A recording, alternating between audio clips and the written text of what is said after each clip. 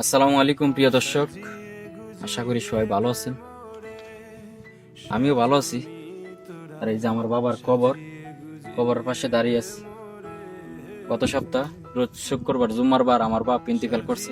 আজকে এক শুক্রবার জুম্মার বার নামাজ পড়ে আসলাম বাবার কবর জিয়ারত করতে।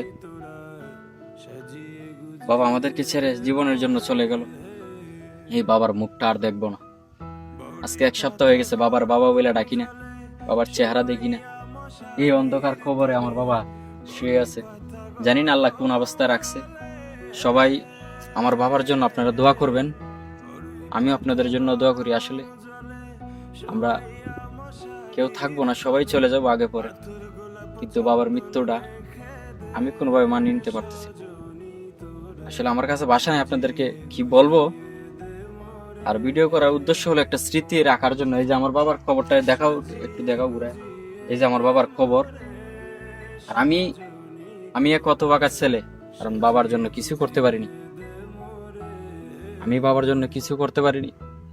আপনাদের কাছে দোয়ার আরজি, আপনারা আমার এই বাপের জন্য দোয়া করবেন। আল্লাহ যেন আমার আব্বারে জান্নাতবাসী করে। এই জুম্মার ওসিলাই, গত সপ্তাহ জুম্মার দিন মারা গেছিল, আজকে এক জুম্মা নামাজ পড়ে আসলাম বাবার কবর জিয়ারত করতে। সবাই আমার বাবার জন্য দোয়া করবেন, আমি আপনাদের জন্য দোয়া করি। সবাই ভালো থাকবেন, সুস্থ থাকবেন। খুদা হাফেজ।